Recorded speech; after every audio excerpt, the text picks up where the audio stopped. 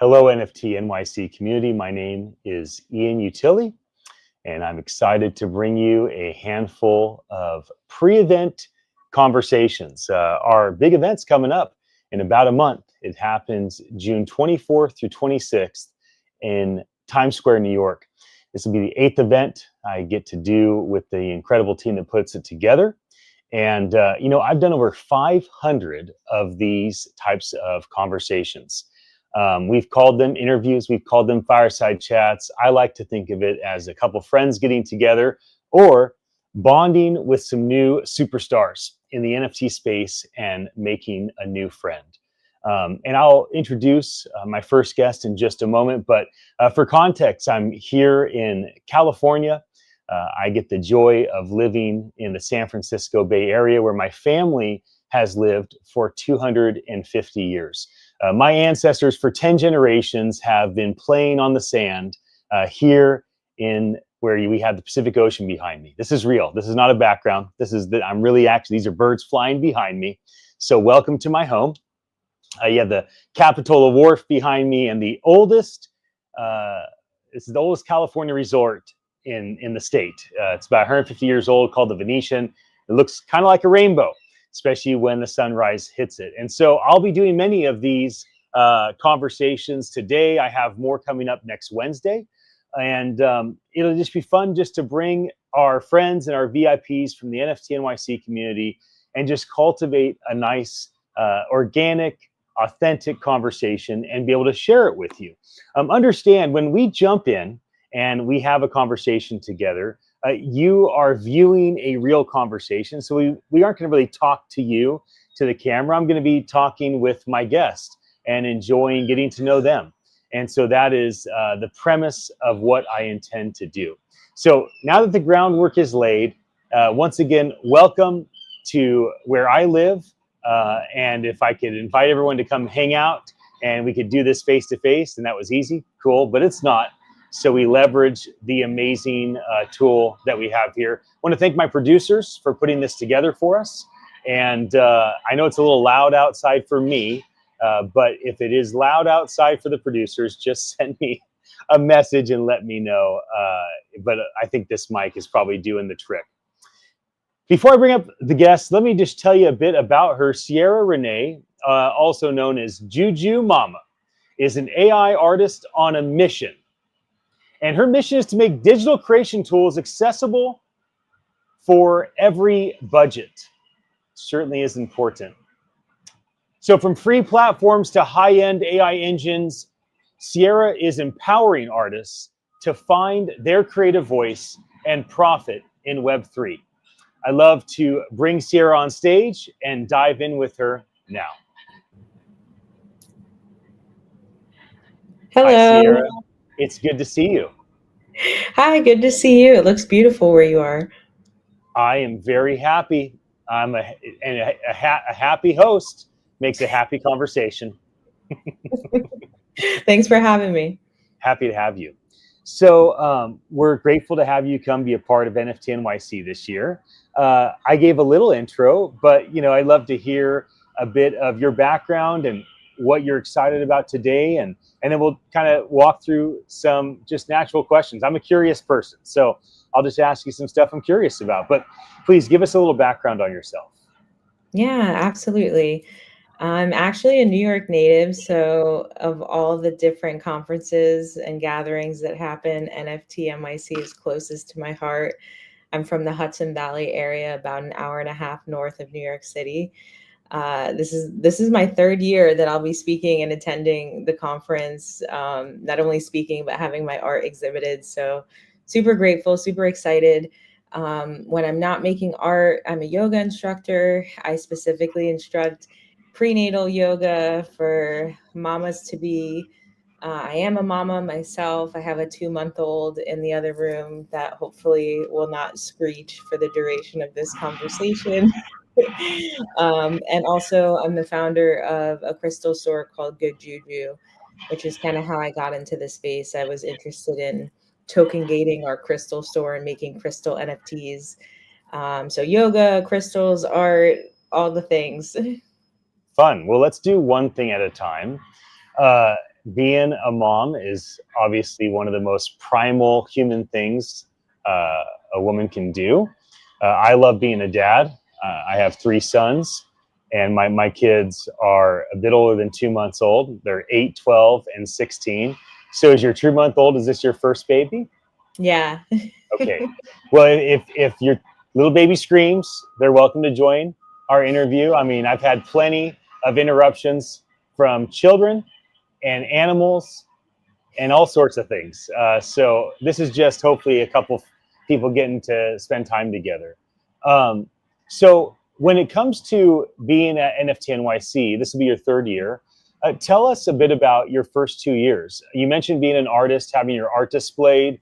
That was a big part of what we focused on last year. Obviously, renting the Times Square billboards and having that moment, but having the art all over the Javits Center the last couple of years. I actually prefer the Marriott Marquis. Our event in 2022 was, I think, my favorite, the way that we kind of took over that entire epic hotel. And so that'll be a lot of fun for this year. But please share a bit about your experience the last couple of years as an artist and a speaker.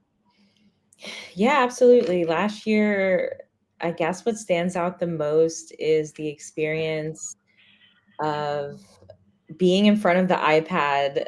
Okay, so for anyone who hasn't been before, there was this separate area where artwork was displayed, and there was this kind of interactive section where there were a couple iPads and several screens, and you could use the iPad to bring up any of the artworks that were selected to be shown at the event. And being from New York and not that far from the conference, it's easy for me to get into the city. It's like an 1.5 hour train ride, but I had a lot of friends, especially friends overseas and different international places, who wanted to see their work exhibited. So I do remember what stands out to me most is like spending a ton of time in front of that iPad, just pulling up my friends' artwork so I could take photos and send it back to them.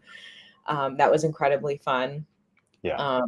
Something else that stands out to me is just seeing my own artwork that large for the first time. Just the screens are pretty huge. I'm only 5'2", so everything is big to me. Everything's big. But I just thought it was incredible. Like it was a beautiful display. In terms of the speakers and the speaking experience, last year was cool. Last year I was also speaking about AI, and it was 3 of us, and one of the panelists didn't make it. So kind of at the last minute, I changed from being just a participant to also being like the host and asking questions. And Yes. that was fun and exciting, because I had to be on my toes, and it's just Right. like stuff happens. Yes. Yes. Yes. Absolutely. It's been incredible, though. It's been amazing. Every year it gets better. So I'm excited for this year. I haven't been to the Times Square venue yet because it was at Javits Center last 2 years. So I'm Right. excited.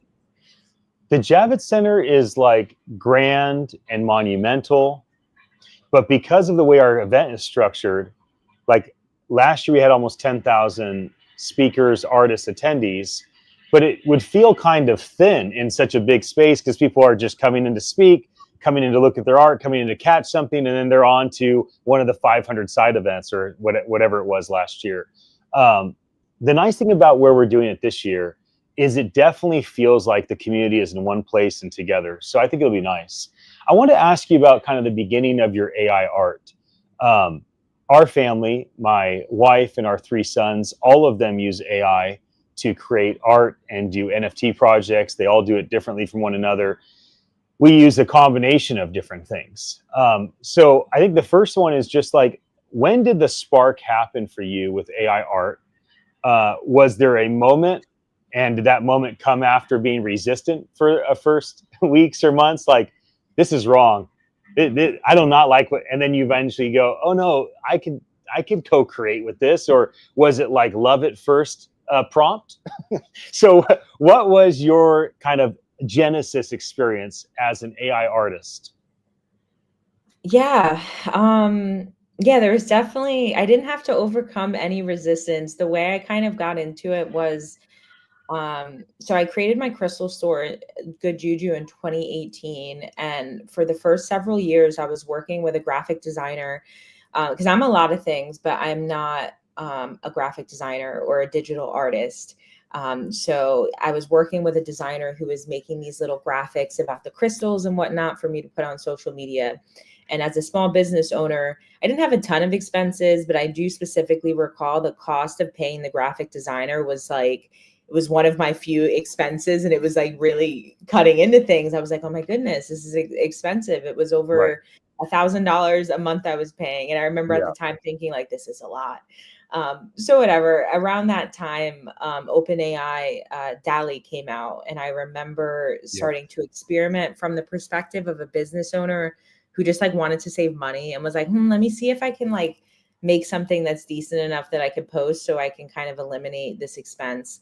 And that's kind of where it started, was I was making this crystal art. Like if you look at my early artworks, it's a lot of like furniture that looks like crystals, Yeah. runway outfits that look like crystals. And then people started to give me feedback like, you should make these NFTs or you should sell this stuff. It's really good. And then That's from there, awesome. it kind of became this artistic exploration separate from my helping me save money and time with my business. Yeah. It was amazing when things started to roll out and all these different types of tools were being available for people that are artistic or creative but are not a graphic designer. It was like a massive thing, and so I fit in that same category. I'm not even good at stick figures, so it has been a world changing thing for me. So let's say someone's starting out with no money.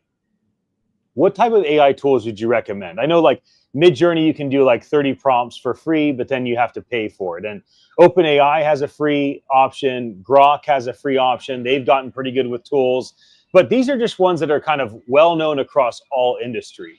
If you're talking to someone that wants to create art, whether they are an artist or not, whether they have a community or not, but the one thing they don't have is expendable income, but they want to get started. Is there a tool or a set of tools that you say, hey, why don't you just like dip your toe in and try this or these things out? Are there any recommendations that you have?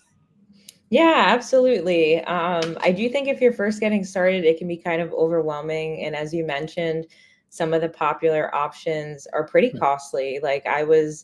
I've been a Midjourney addict and was playing for a version of Midjourney that was $60 a month for a long time up until recently. Something that not a lot of people know about because it's relatively new. It's actually a Brooklyn-based New York startup. It's a company called Titles, Titles.xyz. And what's super cool about this is not only can you like prompt as much as you want using the different models they have for free without having to pay. The other cool thing is the models that they have. The artists train the models so that there is consent and like visibility in terms of where the style originated and generated from. And also the artists can monetize their models. So I like that a lot as well. There's been a lot of controversy lately about Right. AI models being trained on different intellectual Yeah. property of different artists. And with something like this, you can use blockchain to like properly attribute artists and make sure that they're not only credited, but also paid when people use their model that they train. So I love that one. And it's also free. So you're doing something good in terms of acknowledging artists, and you're also not having to spend money. So I think that's awesome. 99 Designs tried to roll something out like that, have their um, freelancers create their own models and be able to make a living. I think that's a big challenge because they're trying to save a type of income generating job that may not be able to be saved. So Titles is interesting, which I hadn't been aware. So Titles.xyz. It sounds as though Titles is somewhere where an artist that creates their own models can make an income, and then people can go in and use these things for free. I don't think anything's free on the internet, so obviously there's some sort of ecosystem that works it all out. And so, what's the experience like with Titles compared to Midjourney or compared to using ChatGPT's image generator or Grok's image generator or Google's or whatever people are using? Is it comparable? I would say it's similar. I think the biggest difference is that For example, say you're using Midjourney or you're using the ChatGPT image generation. Typically, you're defaulting to a specific model or style. Like for example, in Midjourney, the latest model of Midjourney, I believe, is version 7. And unless you go in the settings and change it, it defaults to version 7. And unless you use a specific style parameter, which now I'm getting into technical terms, but a style parameter is basically a little string of text that you would add to the end of your prompt that would make it adhere to a specific set of prompt restrictions to look a certain way. All that being said, there's a lot of technical know-how involved in terms of adding these different parameters and text, going through the settings to make your image look a certain way. And if you're not a wordy person who doesn't have an expansive vocabulary to describe what you're looking for, it can be tough to find those words. What stands out to me with titles is because they're artist trained models. Like for example, you might not know how to describe how Homer Simpson looks, but if the artist who created Homer Simpson has a model and you see it there, you don't have to know how to describe it. You can just type what you want to see in that style. So I think that's the biggest difference. And it really does stand out to me because, as you know, displaying all this art, there are so many art styles. There's pixel art, there's oil paintings, like there's a million different types of art. Most importantly, there's crystal art. Yes, I do have a model on titles that's trained on my collages I made with crystals, and it puts crystals into every artwork you generate. It's called Juju Collage. It's very fun. So Juju Collage on titles.xyz, everybody. Yes. That's the secret. I have bookmarked more S references for Midjourney on Twitter than everything else combined. If I go through my bookmarks, it's like 90%. Oh, that's cool. I'm gonna bookmark that. And then I'll take like the last week or two of my 5 or 25 bookmarks, and then I'll be like, I have a new idea for Midjourney, and I'll go in and I'll like do all these S references, and then I'll be like, which do I like best? And then I'll be playing around with it. So it sounds like titles.xyz has a similar thing, but you're actually writing out artist specific, prompts and things of that nature. Is that and they're not called prompts though. They're called, I mean, it's still a prompt. It's definitely still a prompt. It's just you have models what's the thing at the end that you put in Juju Collage? Oh, that's a parameter. Yeah, that's a parameter on Midjourney, and you don't have to use those. So before we wrap up, I want to ask you about creating NFTs. So you have all these tools. You have Midjourney, you have titles.xyz, you have probably a bunch of other ones that you've used. Maybe you've had little, love affairs with, where you said, oh, this is my new favorite. And you're like, it's not as good as the other ones. So, but how about making NFTs? Are you going into OpenSea? Are you using a manifold?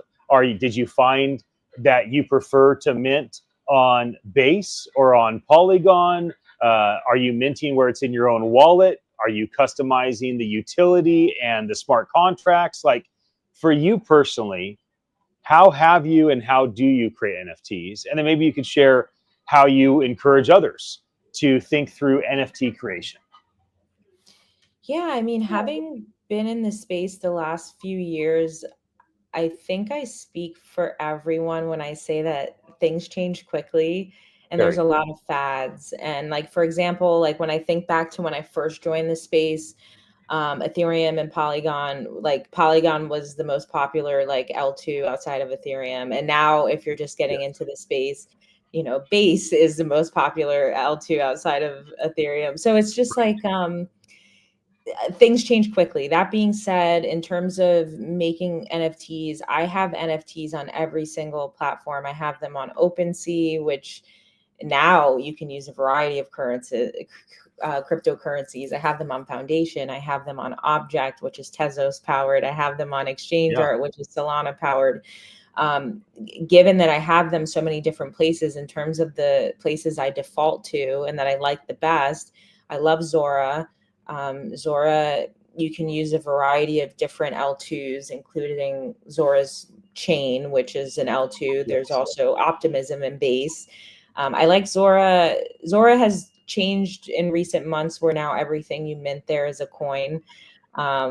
which is different than just a regular NFT token of artwork. But I like the minting experience. I think it's easy. And I also really like Zero One. Zero One is an Avalanche powered platform Yep. where you can mint stuff and post it for free or post it for people to buy. It's kind of more underground, which I think is cool, just in terms of the community that's there. In terms of people just getting started, the other cool thing about titles is like not only can you generate stuff, but you can publish stuff and people can collect it. So like you can go through this entire process of making a bunch of stuff, and if you don't like any of it, whatever, you spent some of your time but you didn't spend any money. But if you make something you like, you can mint it for people to collect it. And I do think if you're just getting started with AIR and NFTs together, I think that whole experience is very seamless, because otherwise you'd be in your art generating platform, then you'd have to pick, one of these other platforms, but you can do everything there. So there's lots of options. I think it just depends on how much time, money, energy, patience one has. And Yes. I think, as you know, you have to be flexible and adaptable because things are Of constantly course. changing. And who knows, maybe by the time this goes out, who knows if anything I mentioned will still exist. Hopefully it does. Well, we're live right now, so But who uh, knows, in 3 seconds, like things I could know, change. I know, I know. We're in a fast-paced world. I'm going to ask you one last question before we wrap up. And today is a continuous 2-hour live stream with you and 3 other guests. Our producers will get you access, obviously, to the 4 places where it's broadcast. And then you can personally, or our team will likely end up cutting them into individual interviews. The last question I want you to think about, and then I'm going to share something so you can think about the question, is what's the most surprising way someone's responded to your NFTs and your art? It's often said that the most significant art in the world can make someone cry or laugh. Maybe it could make some people cry and other people laugh. And I think that people used to think, well, only a human can do that. And now people are wondering, well, maybe a human can co-create that. And now a big question philosophically is, can that be done with machines? So let me get to that in just one moment. But what I want to say, based on what I've learned from our conversation today, is that technology and creativity are not at odds. And this is for the folks listening to our conversation live or those that watch us in the near future, and we appreciate your attention. You understand that, Sierra's a mom. Sierra's an artist. Sierra's an artist and a creative that was dependent on paying people to create things that maybe weren't exactly what she wants. And now she has tools to co-create what she really wants to use to express herself. But it doesn't take away from her being a creative. It doesn't take away from her having passion for crystals or passion for yoga or passion for just life and being a human. And so it's not as though you get spun out on technical things and you lose your creative edge. And it's not as though that, well, you have to be faithful as an artist and a creative, so you can't really pay attention to these operational technical things. These things can be like a symphony together. And so much like technology and creativity can come and make something beautiful, in the same way a human and these large language models as well can come and make something beautiful. So I tried to give you a moment, Sierra, to think about my question, which was, what has been a really surprising way that people have responded to your NFTs? Maybe there's one story or a couple, and then we'll wrap it up, and I'll encourage people to, of course, follow you at Juju Mama and to come and watch your talk that is coming up at NFT.NYC next month. But please, I'd love to hear your answer.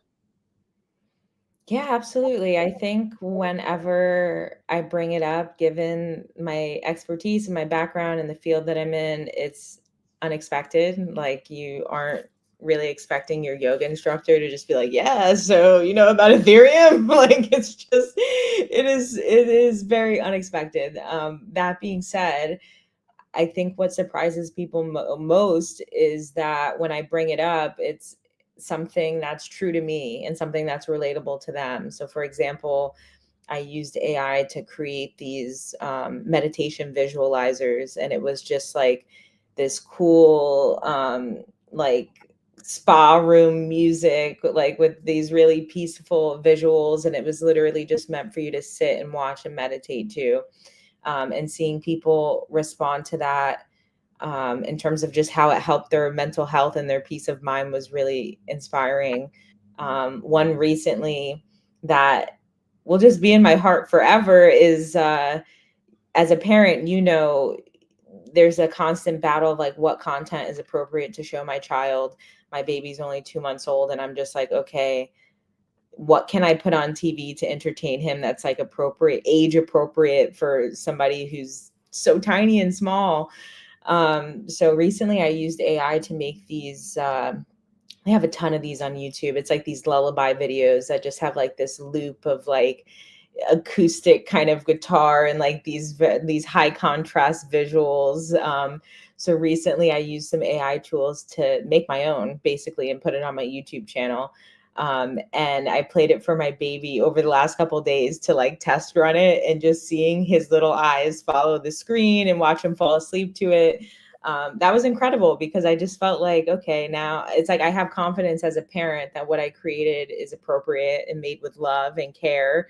And just seeing that it worked and seeing his response to it was beautiful. And that being said, those are examples of positive, beautiful reactions to my art. I mean, there's also, being an AI artist, you're subject to a lot of nasty reactions in terms of people saying it's not real art, you're taking jobs from people, etc. But I do think that these incredible experiences I just described kind of outweigh that nastiness. And as people become more educated and informed and start using the tools for their own benefit, there's a lot more warm reception.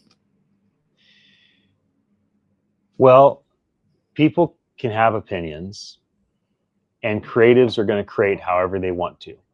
And communities are going to engage with art however they want to. And there's probably room for every type of artistic expression with or without technology. And there's probably room for every type of collector, every type of community engagement. And so maybe people should get more excited about what they love and a little less focused on what they don't love. So Sierra, I want to thank you for being a part of our event the last 3 years. We're looking forward to having your art displayed. We're looking forward to having you come and share and speak. We're looking forward to your community and your friends and your peers engaging with you in your own hometown. And so excited to be there with you once again. And everybody follow Juju Mama, Juumama. Be sure to come and see her talk when she does that the last week of June at the Marriott Marquis in Times Square. And Sierra, thank you for joining me. I look forward to spending time with you face to face in about a month. Yeah, of course. Thank you for having me. I wish I was wherever you are in the world right now. I'm going to teleport there. I'm happy I'm here. Oh, thank you so much. See you in a month. Okay, look forward to it. Bye.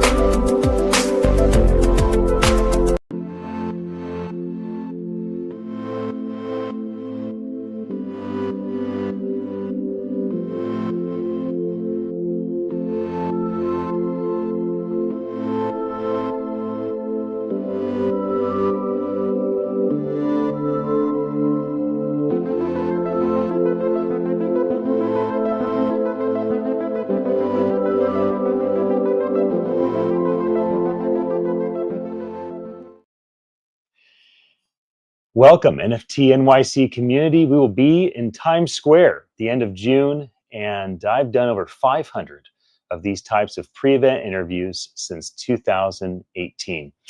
I am excited to bring up next Carolina Cotto and Carolina Cotto.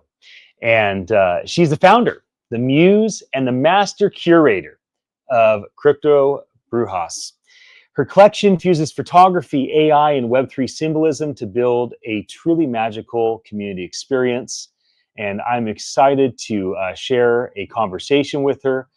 She has been a part of our community. This is not her first time with us, and this should be a fun time together. So I'd love to bring you up to the stage and to have a conversation with you. Good to see you again. Thank you, GM Ian. Very grateful. GM. Yes, I think we had you at the Attention Live booth. You got to do an interview with us last year, if I am remembering correctly. And how much you've been with us at NFT.NYC for how long? You've been with us for a couple of events, yes, or several? Yes. It's been probably a few years, but ever since maybe 4 years I've been attending, and for the past few years I've been a speaker. And what are you looking forward to this year? Is there anything that you're excited about sharing, whether it's your art or the talk you're giving, or seeing your peers, seeing your friends, seeing collectors? What is it that has you excited as you think about our event happening in just about a month from now? NFT.NYC is the leading global event of the year. It brings together people from everywhere around the world. Think of it as Colombia, Florida, Tokyo, Berlin. People fly all over the world to meet in the heart of New York City to speak about NFTs. And this has been happening since, I believe, 8 years. So it's truly an iconic moment for everyone in the community. And I think personally, I get very excited to see my friends, to see the art that this year will be exhibited at the community gallery. It's always, it's really unexpected, the art and the type of messages that you see. So I think that really is exciting, just walking through those screens. And I believe that this year there will be a different method of even connecting with the art. And I think some of the artists will be able to showcase what they have. NFT.NYC has been developing the One Hub for the past year, which is a link or a platform for artists to really integrate all of their art. And so just coming to this moment of having all of that work done for the past year and seeing the art is truly exciting. So last year, I think when we did an interview with you, it was about what you're doing at Bruja or Bruja. I'm sorry if I'm pronouncing it wrong. Forgive me.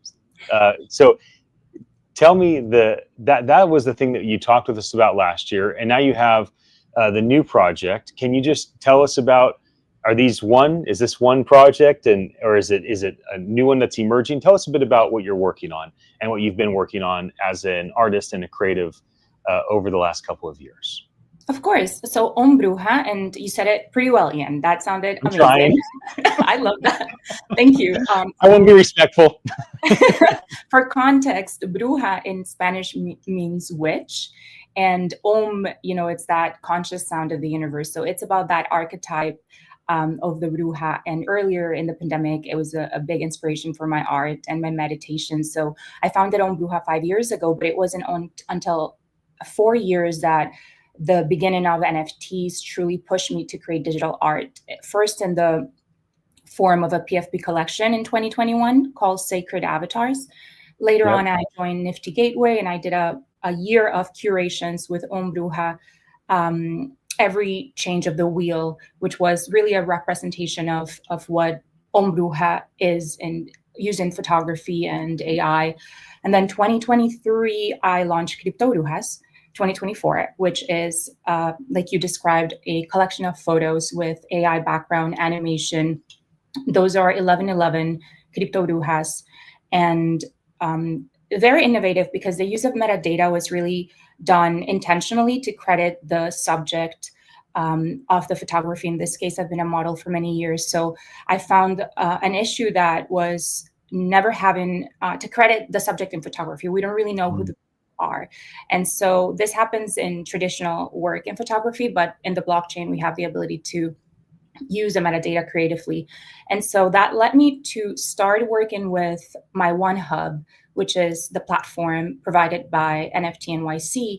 And we began very early to use Base as the L2 to provide different NFTs to our members or users so that we could look into different ways of creating engagement.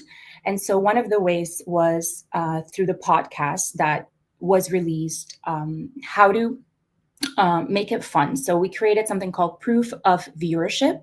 And so you would watch the podcast and then you would be able to collect a proof of viewership NFT. Now, the difference between, like Ethereum L1 or let's say Base is that the cost it's much cheaper to create NFTs. So we can use NFTs in a very radical way to transform and to create even platforms.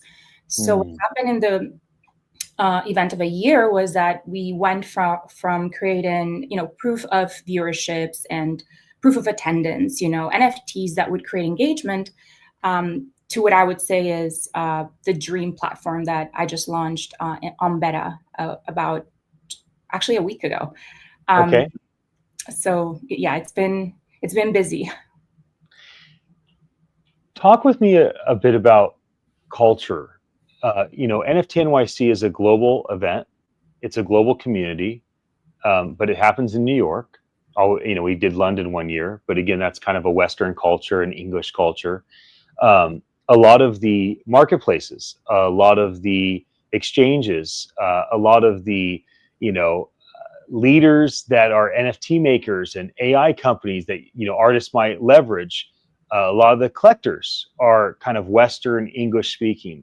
Have you found that the industry has been welcome to you and other, people that are, Latinx? Has it felt very welcoming? Has it felt very inclusive in that regard? I know a lot of times women in the industry get asked about like, what's it like to be a woman in NFT space? But I want to know more specifically, what has your experience been like being, Latin coming into the space? Your name is pronounced Carolina. Your name that you use for your companies is well known in your culture, and so you're bringing that well-known name, which is Witch, into this environment, but people aren't familiar with it. I'm even asking like, how do you say it? Is it Bruja? So can you just give me a little insight in terms of, have there been challenges based on that? Or have you felt like this has been a very welcoming environment? And I'm not sure what you're going to say, so I'm very curious. Yeah, I think, so I grew up in Costa Rica, and I've always been, I think my generation, and I think we're coming into this world that feels very multicultural. I think the nature of the internet is multi-stakeholder. So you cannot have the internet operate if you don't have different actors operating, because then the internet will never work. I feel like the blockchain is the same. If you don't have different actors from different countries, from different cultures, from different backgrounds, it will never work. It's just the nature of how the internet works. And it's also the nature of biodiversity. For you to have an ecosystem of any kind, you need diversity. So that's how pretty much any ecosystem grows. And I personally have been very, very grateful, because I will say it is challenging, yes. So it hasn't been like a walk in the park, it isn't. And for different reasons. One, it moves very fast. So just being able to keep up with the changes and rapidly adapt. I think there's little space to complain. I think you complain, you already lost on where we're going. So I feel like, to me, that's very exciting, to be in such a rapid pace. But I think with the people, just like any space that's disruptive, that's new, if you have the passion to do this, if you're really passionate about, storytelling or disruption of technology, or if you're a creator, then you're inevitably going to be connected with people that resonate, and you will find people that will understand what you're doing. And that's really what happened to me. Like on Nifty Gateway, it was not easy to start because it was a curated platform. But as soon as I started launching my collections there, I was seen by collectors that looked at my work and were extremely interested to learn more about what that meant, right? So, all this culture I provide, imagine a collector, they don't have to travel anywhere. They can just read and collect a piece of art and have all this knowledge from an artist that maybe they would have never seen otherwise. So, yeah, I think it's been definitely a challenge, but it's our duty. We have to leave our mark. And I think for me, it's a responsibility, and I feel deeply committed to the mission. So I'm happy.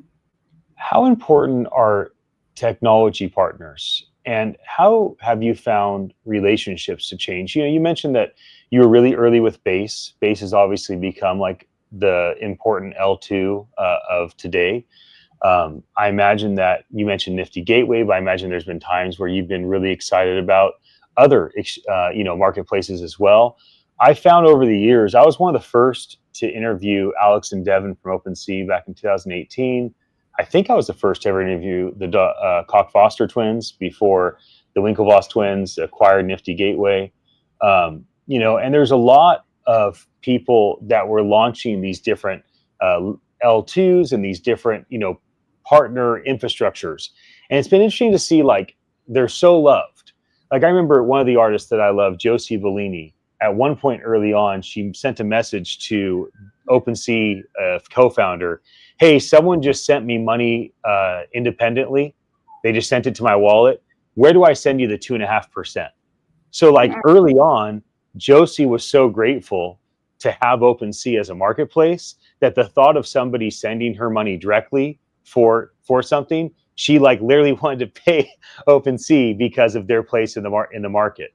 And then as time went on, there were some concerns around decisions that OpenSea's team had made, and she was vocal about her frustration with it. And then later on, they launched version 2, and now there's like, well, maybe there's light at the end of the tunnel. And I've seen these things kind of come and go, right? Jesse and his team launched Base, and there's like some enthusiasm and some criticism. And then it goes through its journey, and the excitement goes up and down, and now it's kind of at peak, and we don't know what's ahead. So can you talk with me about technology partners, how your relationship and how your peers and community's relationship has changed with them over time, and how do you stay faithful and true and have integrity to take care of yourself and your community, but also acknowledge that you do have some dependency on layer 2s, on NFT creators, on AI tools, on marketplaces. And so how does that all play into your role as a master curator, founder, and artist? Thank you, Ian. I love that question. I think that question is a very thoughtful, very mindful question for a lot of people in this space. I'm sure I'm not the only one, that has to go through this. So I appreciate that. I personally come from a background of being an internet advocate. So I have been a fellow of the Internet Society, which is a nonprofit that very early started the internet. So I was very early in the beginning of Ethereum, actually, as deployment. I supported a team of developers here in New York in 2015. And prior to that, since 2011, I was going to the Internet Governance Forum, which is a forum of, where we discuss the internet and governance of the internet. And that's 2010, 2011. So that's many years ago. And the reason I bring this up is because that is my perspective. I think that it's very important to understand how the internet works so that you can really so people can see what platforms, what their responsibility is, what their roles are in the ecosystem, right? The internet truly is for everyone. And I think one of the reasons that I found Base so compelling and such a great partner is that they are using the internet playbook, right? And so they're looking to be decentralized. They are working for interoperability. So those are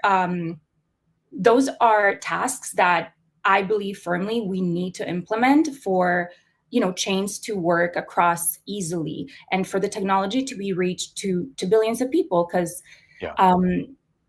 we are very early, but we need to bring this to people. And so to disrupt that, that's one of the things I pay attention.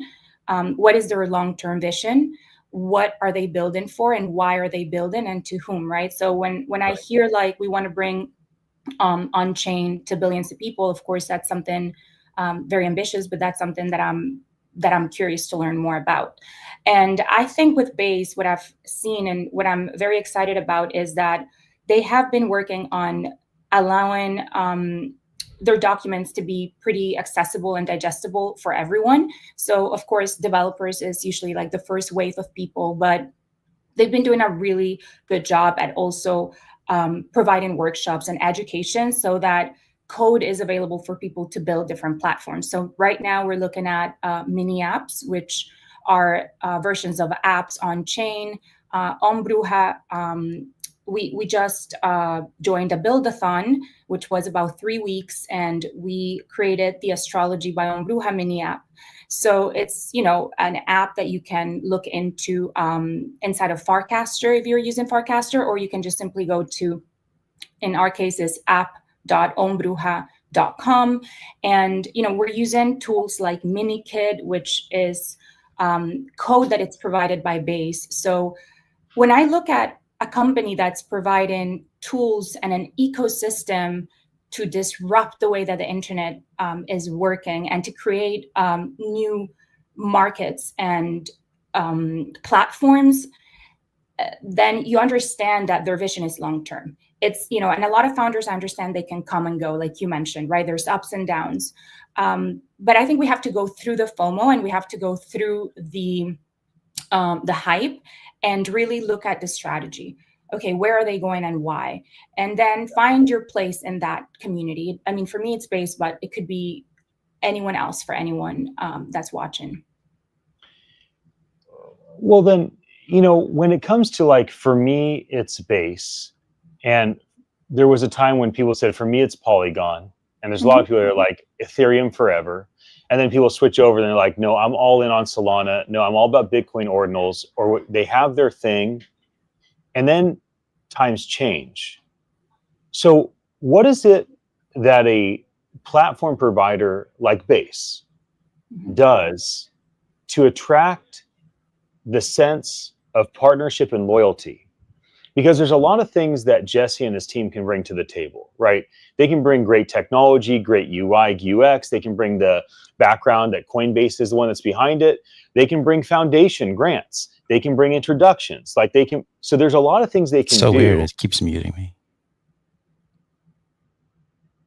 The producer said it's so weird it keeps muting. I hear Carolina. I hear you. And I think she hears me. So we're gonna keep going. Yeah. But we love hearing your voice, Mr. Producer. Thank you for jumping in and joining us. So my question to you is this: how is loyalty created? It's a two-way street. You build loyalty to a platform, an L2 like Base, the community that Base has. They build loyalty to you. They start to make things nice for you and your community. And then how do you maintain that? Because things more easily fracture than they come together, right? You can build loyalty and trust and connection, and then it just takes one misunderstanding or paranoia going too far or something, and all of a sudden it fractures it. So talk to me a bit about the rhythms of creating partnership, maintaining partnership, please. Yes. Yeah, that's also a really great question. And I think to your point, first of all, I think I'm a big advocate of interoperability, right? So I wouldn't say like I'm using Base currently and I am building on Base, and I will explain why.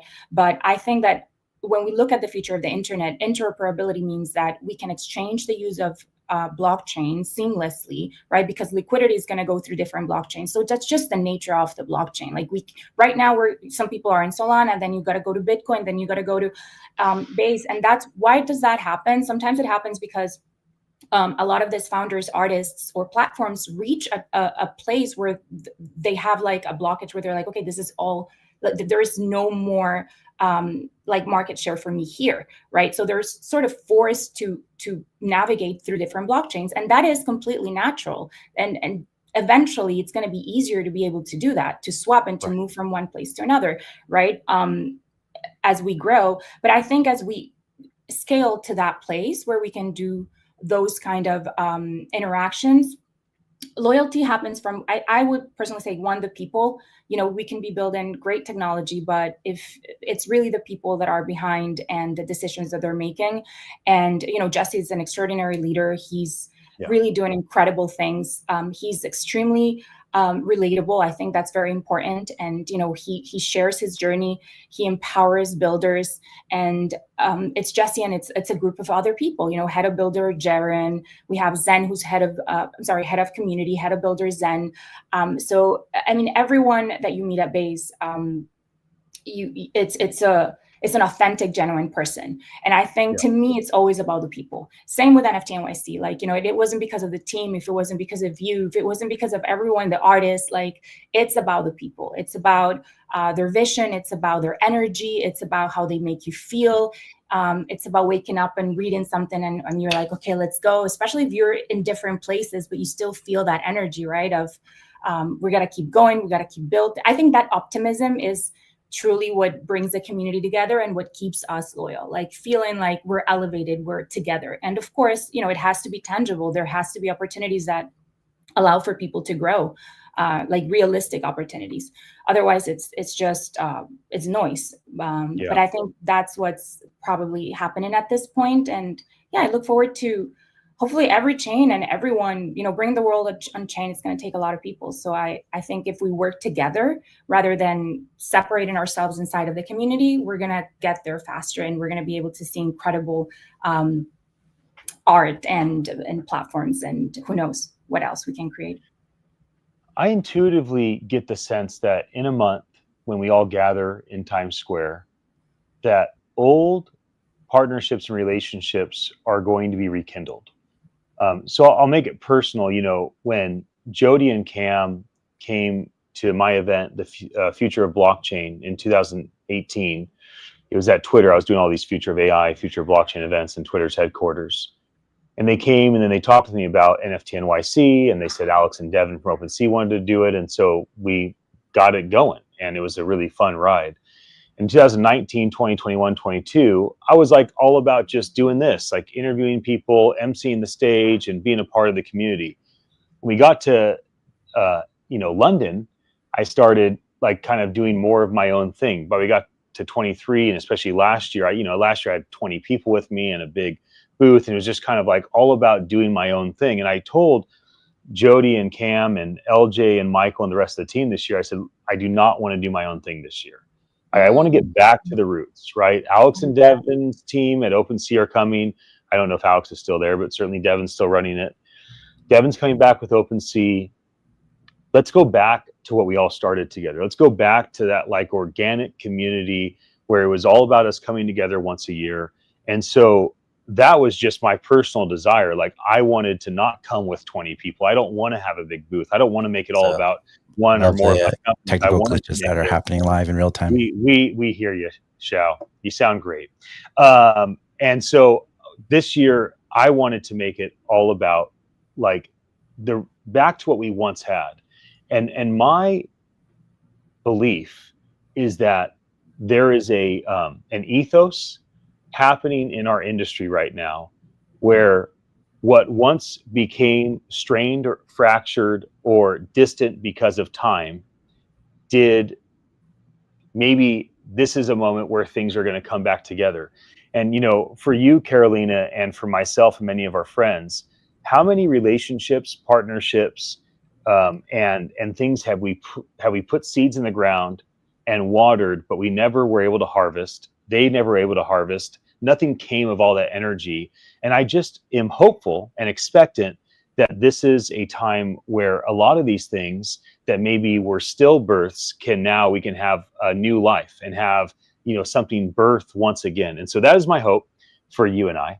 That is my hope for anyone in our community that is watching us live or sees this later today or later next week or whatever it is. And we thank you for your attention. Before we wrap up, Carolina, I want to just encourage people to follow you at CarolinaCoto.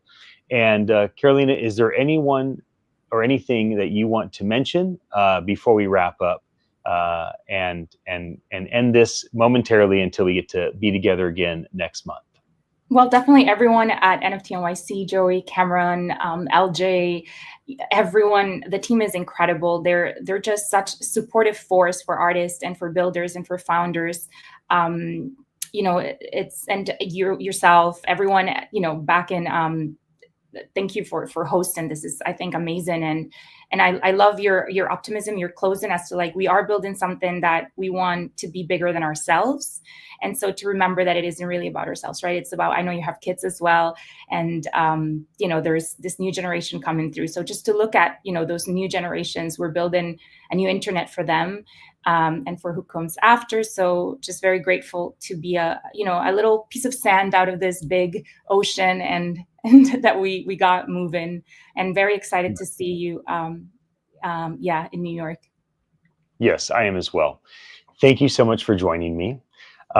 We're at the half-hour mark, so I should be respectful to the next guest and also release you. I only asked you for a short period of time. Thank No you for worries. It's been a delight. It always is. It always is. I look forward to seeing you next month in Times Square. And until then, have a wonderful time. Okay. Bye-bye. Bye.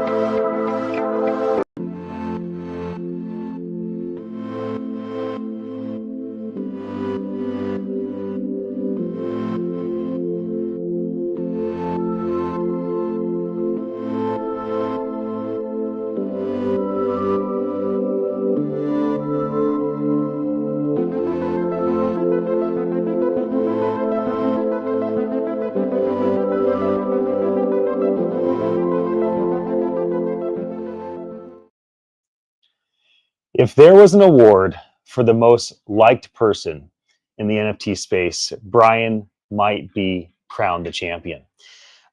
Whether you know Brian personally or not is totally insignificant.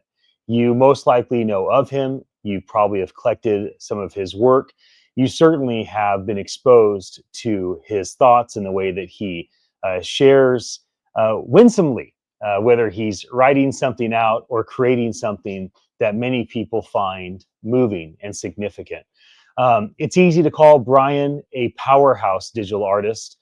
His vibrant animations, his storytelling, and everyone wants to have a conversation like I'm about to have with Brian. Even the founder of NFT.NYC, when he realized Brian would be there, right away he said, well, I'm doing a fireside chat with Brian. Why?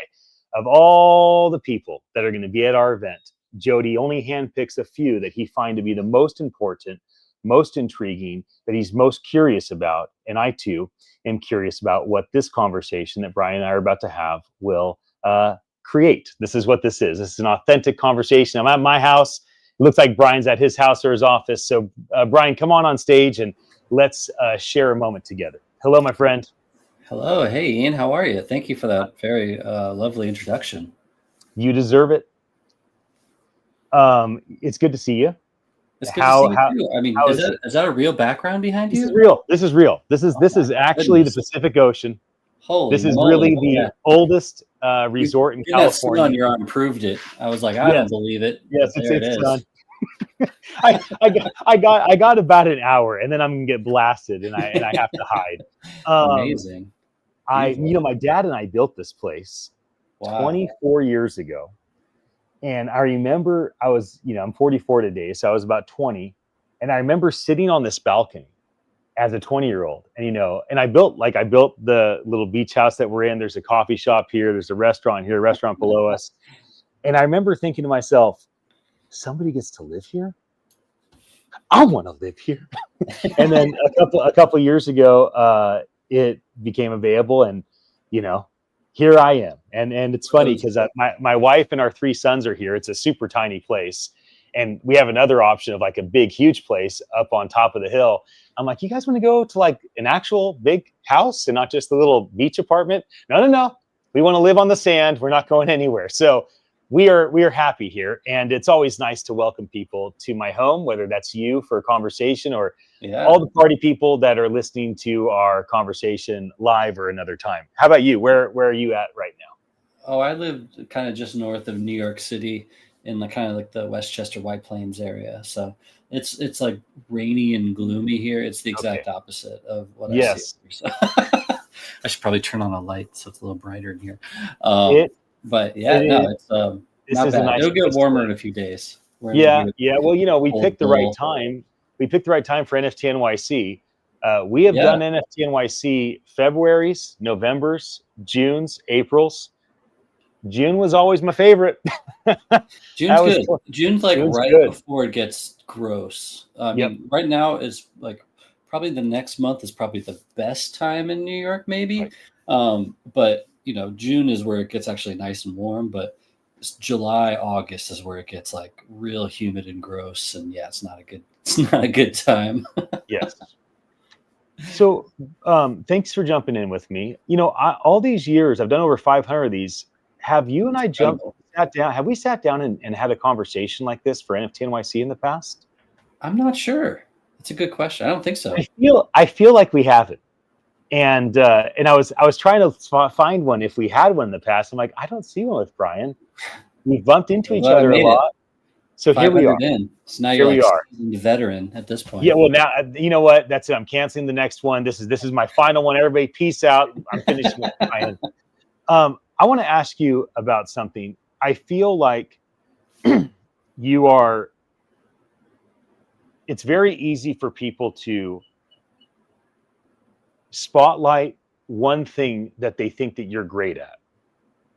Not to say you're better than anybody else in any of these things, but you have been really effective for many years in 3 things in my mind as a minimum. One is the creation of art.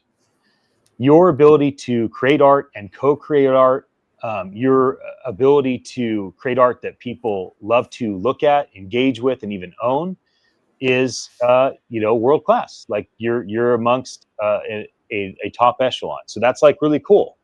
Another thing that's really unique about you is your ability to cultivate community, both community of peers, a connection community to your technology partners, and especially community to people that want to collect your art.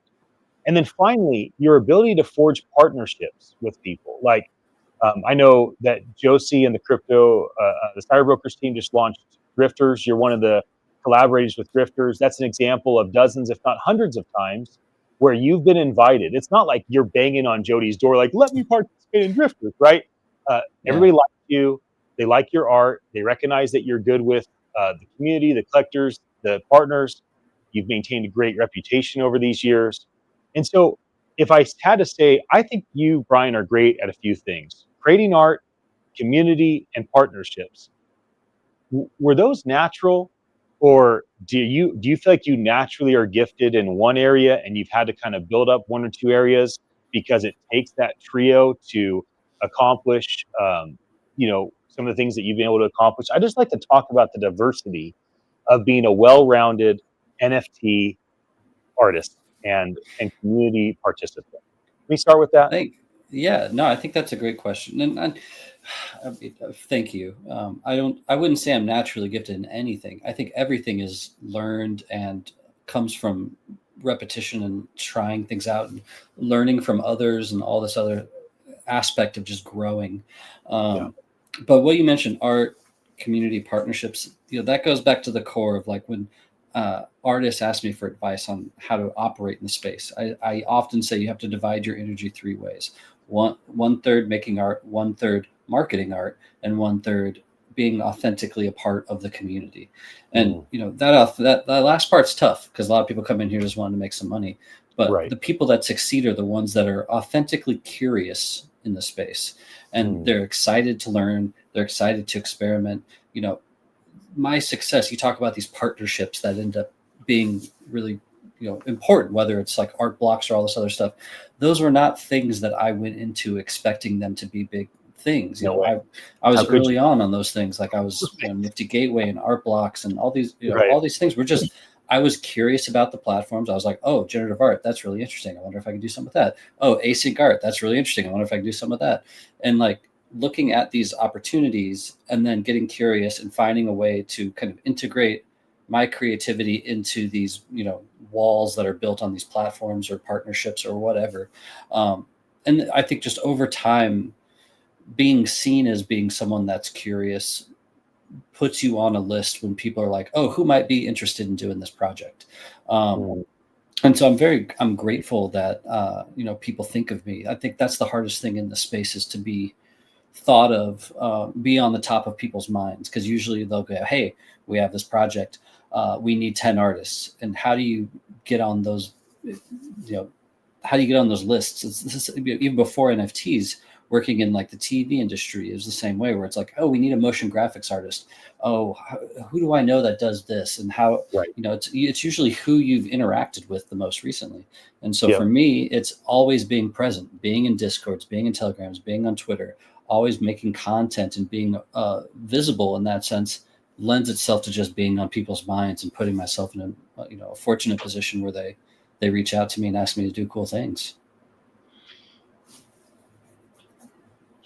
Well, I have a lot of questions for you. I want to ask you this. Yeah, I think it's kind of a unique question. I hope it comes across right. You come across with a humble demeanor. Nobody that's achieved as much as you have is only humble. You obviously are incredibly ambitious, incredibly driven, unstoppable, courageous, or you cannot do what you've done. So it's impossible. But the way you communicate is very zen and very chill and not pretentious and not diva. So, and you do that in our conversation right now, even with my compliments, the way you receive my compliments, acknowledge them, but don't. Okay, I give you compliments and you treat them like perfume, right? You like, that smells nice, thanks. But you're not like drinking the perfume. And a lot of people do. Like, oh, dude, that's what I live for. I just want to be praised. You certainly don't come across that way. So is maintaining a Zen attitude and demeanor and maintaining a certain sense of meekness about you, is that something that you are mindful of? Is it something that you've always kind of had that way about you, where you just kind of present yourself as understated on purpose, and you don't have like, you're not trying to push out this like I'm this badass type of thing? Can you talk to me a bit about your attitude and demeanor, and if it's on purpose or if it's just been cultivated over time? That's a great question, and that goes back to that idea of being authentic. That's a good. I don't know how to approach that. Let's see. Where does it come from? My humbleness and my demeanor come from decades of imposter syndrome. So that, no matter what I accomplish, I'm always going to think I'm not good enough. And that is just embedded in being an artist to a degree, where, and it also, when I see artists that have that ego, it turns me off. Right. And I'm actively trying not to be like that, because I see that as someone who will, I don't know if it goes both ways. There are times where I see artists that are very sure of themselves and beating their egos and doing that, finding more success, because sometimes collectors like those type of artists because it presents a level of, this artist is sure of themselves, and that makes me sure about investing in them. Where sometimes I go, maybe I should be more, strong-willed in that way, but it would be tough for me to keep up that demeanor because it's just, again, not who I am. And I would much rather be an understated artist that exceeds expectations than someone that presents, some sort of like grand vision that I'm going after, because that's not who I am. I'm an artist that is constantly trying to evolve and try new things and experiment. I don't have, I have a 30-year plan of I want to be an artist for 30 years, but I don't have like this grand vision of this thing I'm building other than I'm building this big catalog of things over time. And so, it goes back and forth in that sense. But I would like to hope it's an authentic version of me. Sometimes my Twitter persona is a little more snarky, and I have to kind of use that that lingo for engagement purposes. And sometimes I'll throw out like a inflammatory tweet or something just to get people riled up because I know how the algorithm works. But yeah, I try not to. I try not to be full of myself, and some of that just comes from my background working in like the TV industry and stuff like that, and actually seeing what like real famous people like. Look, there's it's so not to demean anybody in the space, but like my mom can't name a single famous artist that's living right now. Right. And nobody outside of our small bubble knows who the top 3 NFT artists are. They might have heard of Beeple, maybe, right? Because the media. But we're all nobodies in the scheme of actual fame. And so to have any sort of ego, I always tell people that I'm like a micro influencer in a niche genre. And like, that is, I am a tiny little thing in this bigger thing. And that thing is still a very tiny thing in the spectrum of everything. Like, even NFTs in the spectrum of the art world is small, and the art world is small compared to the Pokemon collectible world. And so I think or the gaming world, it's just like there's so many bigger worlds. Yeah, film directors, they're famous, but painters are not famous. And so I would say the most famous, if you think about animation, it's like Matt Groening and Seth MacFarlane and like TV show type people are the most famous of that genre. And so I think that's what humbles me all the time, is that there's never a point where I'm like, oh, I've made it, and also I don't really want to make it. I don't want to be famous and have people like knocking on my door and like having to worry about like security and all this other stuff. I just want to make a living being an artist. Yeah. Violetta Zeroni, one of the top musicians in the NFT industry, recently she had a song acquired for a Bitcoin recently. Metacoven bought Beeple's collection for almost $100 million. When I think about those types of things, I don't think of Violetta selling a song for Bitcoin, and I don't think of Beeple selling a collection for $70 million. I think of someone honoring Violetta and honoring NFT music, and it was the collector that bought the item to support an artist and to support an industry. It was Metacoven that bought the collection to basically support Beeple for life and more or less put the Ethereum approach to digital assets on the global map. So it wasn't Beeple that sold it. It wasn't Violetta that sold it. It was the person that bought it for a Bitcoin. It was Metacoven that bought it. Yeah. So in your experience, have you had a moment where you personally or one of your peers has had like a big moment, a big sale, and you think to yourself, there's no way I could have talked someone into buying that. They bought that to support me. They bought that to support the industry. And it doesn't have to be your own thing. It could be another one of our mutual friends. It could be something that you saw that happened with Rafiq or whatever. But is there times that you look and you go, this is way, like what just happened is bigger than a person, myself or whatever, that created art and sold it. I did not sell it. Somebody bought it because it was about a moment. It was about was about making a statement. Can you talk with me a bit about that philosophy of artists don't always just sell something. Sometimes collectors buy something because it's about a bigger narrative than just owning something and hoping that it retains or goes up in value. Yeah, and I think I have an example that ties into that well. And what you're kind of describing is historical firsts, or like historical NFTs. And that is, there's value in art that is the first of something. And so speaking of Metacoven, they bought my first music NFT, which was released as the first drop on Async Music, which I did with a choir out of Dallas. There's a piece called Betty's Notebook, and they bought that. And they'd collected one of my super rare pieces in the past, so they knew my work, but they weren't buying that for me. They were buying that as this is the first of programmable NFT music, and it's something novel and new, and we're supporting that idea. I think that more than anything, it was that. The piece was great, and I was happy with it, but there was more to it than the artwork itself. It was the tech. And I think, talking about, Beeple or Violetta, or, whether it's just thinking of like firsts, these firsts always have extra value because they are the start of an experiment. I want to talk about when people say bad things about an artist.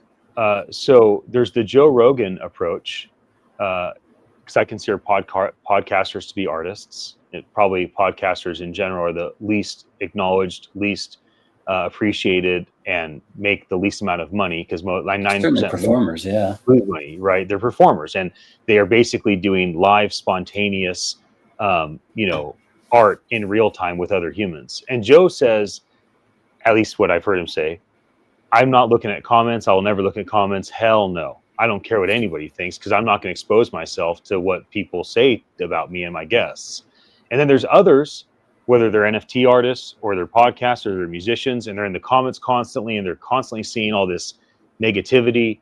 So how do you deal with the criticisms?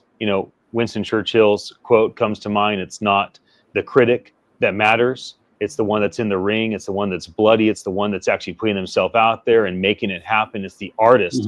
It's the leader. It's the athlete that matters, not the one that can point fingers. Nevertheless, how do you as a creator, and how do you as a peer of other creators feel about the criticism that comes your way, or the criticism that comes to your friends and your peers? And do you find yourself to get stuck into and sucked into this trap and then kind of spun out? And if you do, is it because they're criticizing you and you're like, I'm standing up for myself? Or you're like, I don't care what people say about me, but they're criticizing her. No one's going to criticize her. I'm going to defend her. So how do you deal with the world of anonymity and undoxed homies and homegirls that can just go in and say whatever they want for whatever reason they want? How do you personally manage your emotions with access to choose to view and engage, or to protect yourself from that? Do you have personal boundaries and rules, or is it just kind of change from time to time? I like to read comments, good or bad, because me putting my art out there publicly is to see how it makes people feel. If I was making art for myself, I wouldn't share it with other people, but I'm making art that I like to share with other people. And so thankfully, I'm lucky in that sense that, if people have harsh criticisms of my art, they keep it in their private chats away from me or something. But I certainly deal with a lot of criticism of the medium, a lot of anti-NFT haters. And I've had to deal with that for 5+ years now. Sometimes people give up that fight against me, and sometimes people hold to their guns on it, and that's totally fine. But that's the harder one, because I can defend what I do, but it's harder to defend the medium because it's diverse, and there are scammers, and there is, it is a dangerous place, and there are people that steal art, and all these other things. I can only defend myself in that sense, but that's a much harder aspect. And then the idea of criticism, talking about where my imposter syndrome comes from, that came from going to art school and having professors that did critiques, and they put your art up on the wall and they go, this sucks. Right. And so, but that's what makes you Right. a better artist. And so I'm not against critique of art. I think sometimes people can be cruel or hurtful versus just actually pointing out stuff. But, I like, usually before I release a piece of art, I'll send it to a couple other artists and get their feedback on it, because I'm sometimes, prior to NFTs, I was working in studios where I would bounce around ideas and work with other people and make things the best it could be. And sometimes it's hard when you're just kind of in your own head in that sense. But yeah, I don't know. I certainly go to the defense of artists sometimes. Sometimes I agree with, criticism, but I don't, it's got to be constructive and not destructive. I want to ask you some like quick answer questions, if you don't mind, just to kind of walk through a few things that have come to mind. Artist royalties. What's your take on secondary artist royalties? Is that mandatory? There's some marketplaces that have basically gone away from it. Blur is an example that kind of set a new standard. And others have said, no matter what, we're going to retain the royalties that are in the smart contract. So what do you think about artist royalties? Do you think there's a fair percent that an artist should be able to retain through a smart contract being honored? Well, I miss artist royalties because it allowed a lot more experimentation in the space. If you pay royalties and making money, I can give away this thing for free and make money over on the royalties. It allowed a lot more fun ways of going about things that weren't just primary sales, which is what artists mostly have to do now. I lament that those are gone, but they were never mandatory. Even before platforms kind of changed their minds on them, there was plenty of people trading stuff over the counter and doing other stuff and getting around it. And so the idea of it being mandatory implies that there's some sort of punishment. And I am not someone that wants to go punish anybody, especially because usually it's someone selling a piece of art on secondary that they paid for on primary, and I made money off of it. So to be upset about that when, the initial act is what really supported me and I appreciate, doesn't make as much sense. I do think that there is a world in which royalties could come back in certain forms. There's certain ways, like Sam Spratt doing the thing where if it goes up, you pay, and if it goes down, you don't. Or some people are like, oh, the seller, the buyer should pay and not the seller, and all this other stuff. But in the end, it comes down to cultivating a community that respects you and wants to give you the royalties or the tips or whatever you want to call it. Right. And I'm grateful that a certain portion of my collectors still pay me royalties, and that money goes to me collecting other artists and all this other stuff. And so, I think it's just a matter of it's a losing battle to try and fight it, but you can encourage good behavior. Another one, do you have a strong feeling on Ethereum layer 1 versus layer 2s, the polygons of the past, the base of the present? Solana, quite a centralized chain. Bitcoin Ordinals, quite a decentralized chain. Do you have a strong personal take? And how do you feel about artists in the industry that choose to just be super collaborative? Like, I love it all, I work with all of them, and those that are like, I am only about this. What's your take on that attitude? I think everything has its strengths and weaknesses. For me, I think one-of-ones are best on Ethereum mainnet. I think low editions or 721s are best on mainnet. But I think open editions, PFPs, those type of things are better on L2s or Solana or Tezos or whatever. And so, if it's a large amount of volume, it's better not to have the people supporting you lose money just trading it, Right. Right now, Ethereum's cheap, and so no one's really complaining about it. But if it shoots up past $5,000, it's going to slow down people trading, and that's just how it goes. And so, maybe there'll be some updates that fix that. But to me, it's like that makes sense for, special pieces. And I still think, and ordinals are cool too, but even that's even more niche. But Yeah, I mean, like I dabble in all of them to a degree and learn lessons. I did a project on Polygon early on. I've done base. I've done. I'm about to do a Tezos one with Paintbox, which will be my first Tezos mint. But like I collect on all these things. I just don't always mint on them because my 5 years in the space, my collection's already the most complicated, convoluted mix of chains and platforms and contracts. Right. And so I'm always worried about adding more complexity to it. Yes, I totally get that. When it comes to, I asked about criticism. I want to ask you about whatever you want to call it, encouragement. It's called encouragement.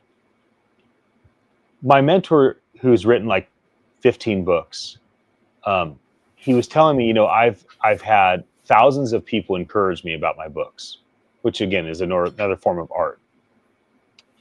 You still got a few minutes. I know we're going to stop right now, but I'm waiting for my next guest. Okay, so I just want to ask you this question, and we'll kind of wrap up. So when it comes to encouragement, what my mentor said, and I think it's very relevant for an artist, he says, I've gotten thousands of people telling me they love my book, and it means only so much. Like they bought a book, they bought lots of books, they bought books and gave them away. They tell me how great my book is. They DM me, they text me, they tell me at a conference. I'm grateful. But my hero, who I'd never met before, my hero came up to me and he asked if we could get together. And then he walked into my office and he said, hey, I read your book and I learned this, this, and this. And I read this other book that you wrote and I learned this, this, and this. And can I write the foreword for your next book? And he said, because he had this much favor in my life, when he said that, it was bigger than the other thousands of comments I'd gotten from people I don't know. So what's your take on encouragement, the source of encouragement? Like how do you feel about encouragement coming from your family or your closest friends, or encouragement coming from a hero of sorts? And have you found that what I just shared to be true for you? And do you also recognize that there's people that see you as a hero? And do you feel a sense of opportunity, maybe even responsibility, to encourage other emerging artists that they think of you as a hero because of the community you built, or they think of you as a hero because of the art you've created, or they think of you as a hero because of the things you've accomplished, and you recognize that your voice comes with weight?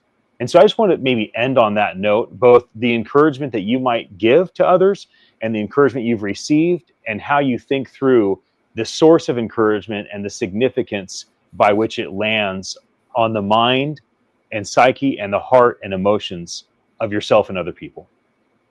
Yeah. Oh man, that's a deep question. Well, I mean, going back, my parents were very supportive. They were supportive of me going to art school, which is, a very dangerous proposition for a kid. And I was very fortunate to make a living out of it.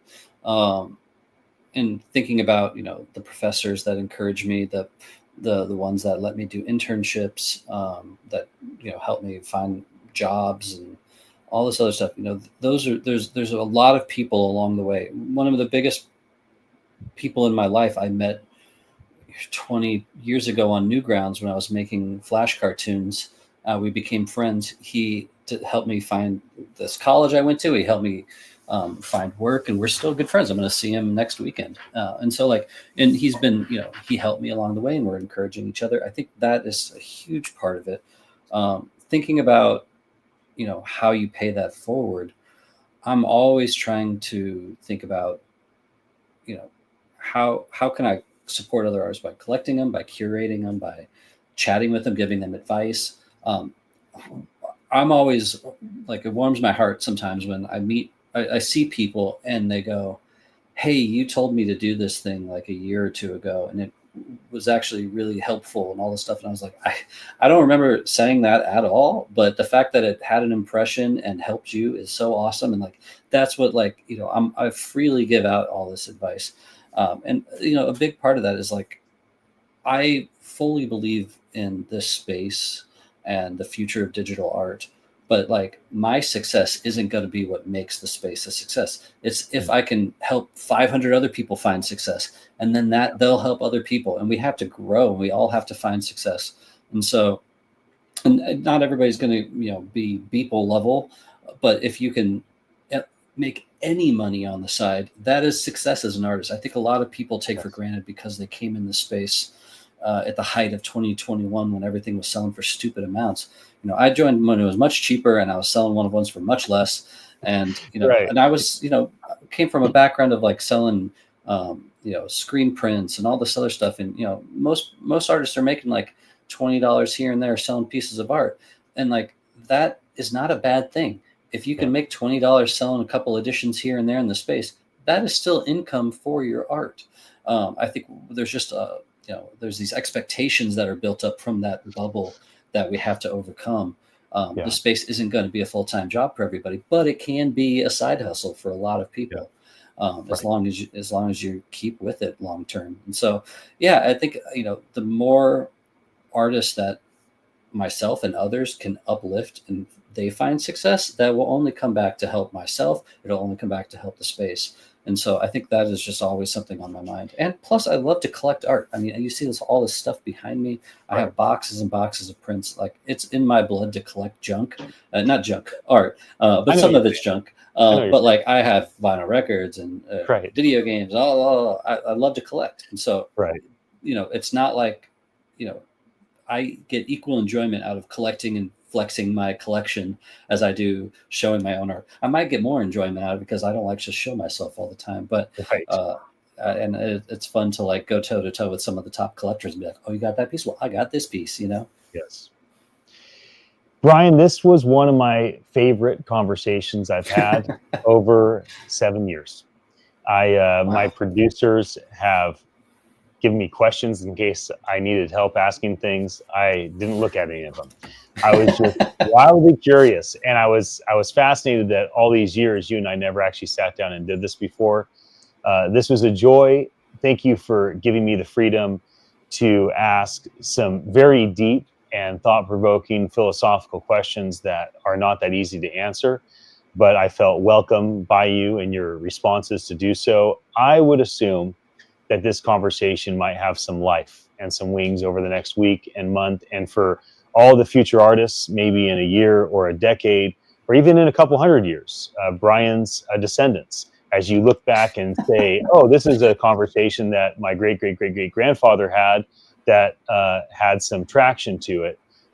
I'm so grateful for those that watch this live or in the future, and I'm grateful that we have this medium of the internet and computers and software to be able to come together for a half hour in different parts of the world as preparation for something that we're looking forward to at the end of June. So, Brian, I look forward to seeing you at NFT.NYC, and I thank you for jumping in with me.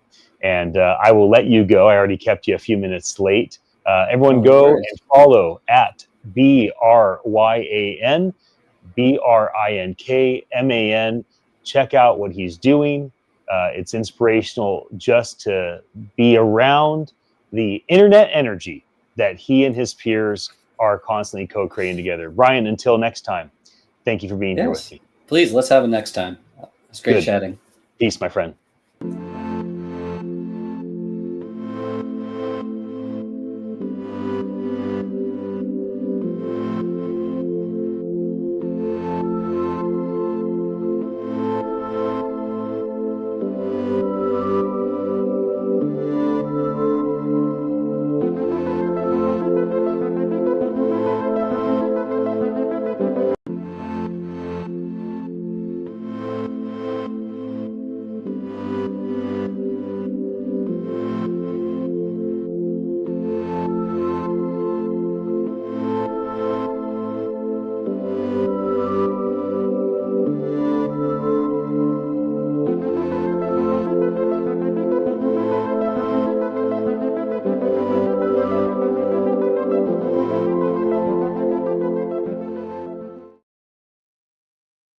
My name is Ian Utile.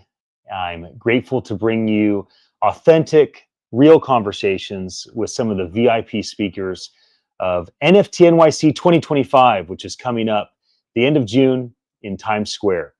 I'm about to bring Wes Henry to stage. Wes and I have done a few things loosely together, whether it's being on a panel or being a part of a documentary together. Wes is larger than life.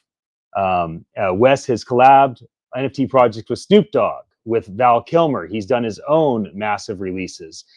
He is a larger than life dude based on what he's done. And just even his demeanor, the size of this masculine man is a sight to behold. So Wes, please come on the stage. Let's share a conversation together. Thank you. How are you? How you doing? Good. How you doing? Good. Good to see you. I can't remember if the last time we hung out was on the stage at NFT.NYC, or maybe when you and Emily and I were hanging out somewhere working on a documentary, but we've been around each other a few times. How's the last year or so treated you? Catch me up a little bit. Yeah, pretty good, man. I mean, obviously, in the NFT world, things are a little bit slower than the crazy times we had. But I think that's good and bad because it allows a lot of artists like myself to focus on possibly other mediums, and I'm pretty deep into oil paint at this point, getting cool. back into physical mediums. So I'm still doing both and looking for new avenues, and so far so good, man. And remind me, where's home for you? Are you over on the East Coast? Are you in the New York area? Are you down in LA? I can't remember if we had talked about that before. So I'm a Chicago born and bred guy, but I recently moved to Colorado. So got a house out here. I'm like 2 minutes from Red Rocks Amphitheater. So I'm right nestled in the foothills. It's pretty beautiful. It's nice every day out here. It's great. My little brother's out there in Broomfield. Oh, nice. Yeah, near the college. And he's enjoyed it. I think him and his wife and their 5 kids have been out there for almost a decade now. So every once in a while I'll go out for a visit. I've got a lot of friends that run organizations in Denver and Colorado Springs. So that's a cool spot. I actually like Chicago. Of the 3 large cities in the nation, Chicago is actually my favorite. You know, to me, Chicago has like the things that make Manhattan epic and the things that make LA epic. But the way the media has framed Chicago is, in my opinion, such a misrepresentation of the city, because when I'm in Chicago, it's like, dude, this place is so clean. This place is so beautiful. This place is so thoughtful. Like the way that it's been cultivated over history is so thoughtful. So did you grow up there in Chicago? Yeah, so I was born and raised in the burbs, and then as soon as I could, graduated college and moved downtown, and that's where I had my career as a creative director, running up through the ranks in advertising, and lived down in Old Town for about 15 years, and I loved it. Yeah, it's a very clean city. It has a bad reputation, but anyone that's lived there knows that that's just not the way that it is. It's very separated. The crazy statistics are in a different area than where a lot of people live. So, but yeah, I love it too. I love to visit New York. You know, I think living there would be pretty wild.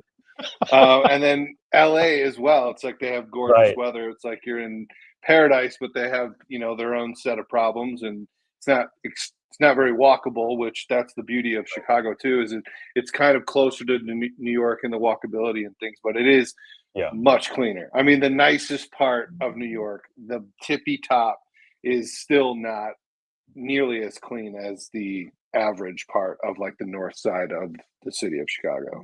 Yeah. So let's make some comparisons with Chicago and the NFT industry. They both have had their skyrocket booms. Now, obviously, NFT is isolated in a period of several years, and Chicago is isolated in a period that's over a century. But they both have had their booms, right? They both have had their moments where NFT was the most exciting thing in art, most exciting thing in distributed ledgers, blockchain, digital assets. And there's been times where Chicago clearly was the most exciting city in the world. And then they've gone through moments where they've kind of fallen off a cliff. And now Chicago's the most dangerous, and it's this bad thing, and it's this don't want to live there. There's times where Chicago has been like the epicenter of culture. It's where all the hip hop's happening. It's where all the energy's happening with art and music. And then it's like, no, now it's in Atlanta, now it's in LA, now it's overseas.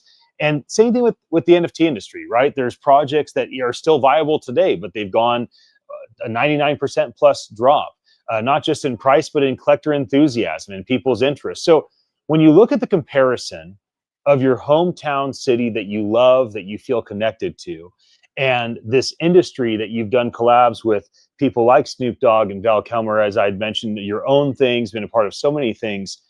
How do you maintain like your rhythms and knowing that like, hey, there's peaks and valleys, there's ups and downs. What once was up, that goes down, it'll go back up. Like that's just the way the roller coaster works. So how do you see the comparisons in your city with this industry?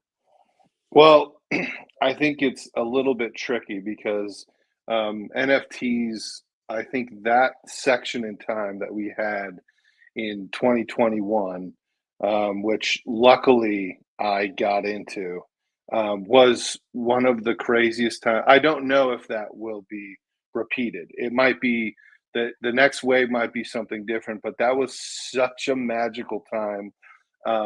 Everybody was doing something. There was events everywhere. There were the amount of people that would come into the space that saw what was happening, that wanted a piece of it, the amount of celebrities. I mean, it was a rocket ship, right? I came in there.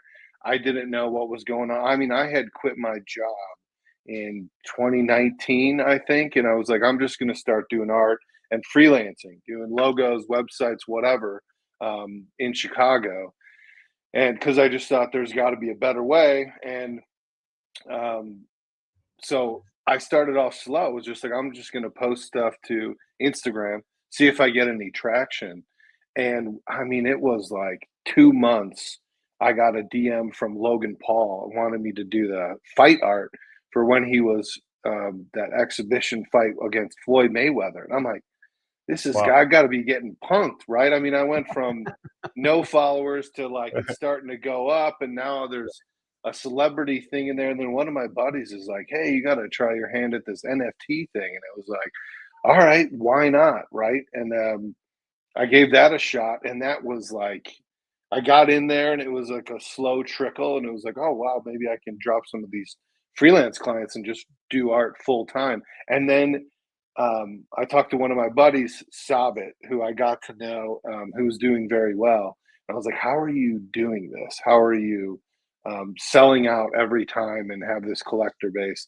And he taught me the basics of that. And yeah, so I got in and my account was zero, you know, or on OpenSea was very slow trickle. And we did a collaboration and it just took off. And I think in 3 months that account did like $2 million, you know, and obviously I don't see all that money, but it was sure. The amount of sales that are happening was just so absolutely insane. And that motivated me to be like, all right, I'm not going to do anything else. And what came with that rise is you get to rub shoulders with unbelievable people like celebrities and people in the space and other artists. And I seized that opportunity, right? And so I reached out to a million different artists to bring them in, people that would have never talked to me normally. I was just like, hey, here's my cool Instagram art. You want to, you know, be friends? Like, who knows? But because of that industry and the amount of money that was in there and success and fame and recognition and expansion and all these things that were good for artists and self-autonomy, that was the, you know, the whole thing was you don't need a manager or a gallery. You need nothing. It's just right. You just need to learn how to work on these platforms and then sell yourself on X or Twitter. What back then I think it was still called, and that was all you had to do. And so that was absolutely insane that crazy. I was able to be a part of that. And it's like I will always love, just like I'll always love Chicago, even though I don't live there. I'll always love the NFT industry. I'll always be thankful to have been a part of that. I mean, there's so many people have come with me from that rise and are still a part of my collector base or friends or whatever, even still, you know, NFT events that are still going on. I mean, especially in New York with NFT.NYC, like I'm going. You know, it's just another excuse for me to go to New York and talk to cool people and eat some sushi. And you never know. It's like the last time I was there. You never know. Yeah, I'm walking around with Emily Lazar, and you know, we met all these interesting people. And like, hey, you want to be in a documentary? Like, okay, great. And it's like New York is definitely one of those places where. Did you see that documentary is winning awards right now? It's done pretty well. It won like best documentary in the International Film Festival. It looks like they really did a legit job. I'm happy that I was able to help them with that when they approached me a couple years back. You know, Emily, she's touring big time right now. I just saw her over in Europe. Did you see September Morning Live? Did you get to see them play? Yeah, whenever she comes through Denver. So I saw her 2 nights ago. She's like, I'm in town, let's do it. So went to her show and hung out, and you know, it was all like backstage talking to the band, and you know, she's a really close friend of mine, and she lives a crazy life. It is but it's refreshing to be around people that are you know, that musician grind is a tough grind. It's different. You know, being an artist is a very solo activity until there's events, until there's a showing, until there's some, you know, in-person event. And but it's a solo journey. And that musician thing, I mean, I'm sure there's many aspects that are a solo journey, but you're in a band, right? You have all these different personalities, and you're on, I mean, they tour for like 9 months, and they do a show every night. They do the whole United States, and they're a cosplay band tied to a comic book cult community. I mean, it's a lot that Emily and her band have put on their shoulders. She doesn't get to go, and I love Violetta Cerrone so much, but Violetta has a much easier time being an NFT artist, because she can go do some modeling, she can go do some acting, she can go play by herself with her guitar, she can go, you know, do it. She has a lot of freedom, you know, and she can go play with a band. Like Emily, she has to like get fully dressed up, put on the full show, have the full screens, and it's, you know, incomparable amount of money just to put a show on. Then you got to make a profit from the show, and it is a major undertaking that she's done. And I'm really happy for Emily's success in that she's really set a bunch of new standards by which a artist and a band can do. In many ways, you also set some new standards for how collabs are done. Let me ask you this, not looking back, did you like collabs or solo work better? But looking forward, whether it's digital or it's physical, what is your thought on doing collabs in the future and doing solo work in the future? And is it a gut feeling? You know, you have an invitation opportunity, it goes on a gut feeling, or is it like you have a hit list, like I still want to collab with these 3 celebrities, or you have like your own, like I'm doing these 5 projects in the next decade, nothing's going to stop me, nothing's going to distract me, like I'm going to do this oil paint thing, I'm going to do this thing and that thing. How are you casting a future vision that keeps you excited? And is that future vision a combination of celebrity collabs that you've done in the past to represent that in the future, solo work? Like, what are you looking toward in the future personally? So I think my philosophy of all of this is pretty simple, which is basically you can't catch any fish without going fishing. So at all times, I'm going to be producing and putting it out there. And of course, in the collab world, there's a list of, man, I'd love to work with these people. Mike Tyson's on that list. I thought I was going to get to collab with him. I never got to do it. I'm a big boxing fan. So there's that list that will always be, because like allegedly your subconscious runs like 95% of your actual choices. And you need to kind of implant ideas in there so you're heading down the right road. So that's part of it, is have lofty goals, shoot bigger than you think. And, landing halfway would be cool too. So I'll always have, a list of people I'd love to work with. And then at the same time with collaborations, the Web3 space specifically is a little bit tricky, right? Because there's a lot of fakers. I mean, it is riddled with fakers, with everyone's a CEO, everyone's building the next great thing, Right. Everyone's about to do the biggest thing you've ever seen. So you have to know when to say no to a lot of those people, and it is a lot. And that's not to say, if it's a legit artist and someone whose work I respect, I'll collab with them in an instant.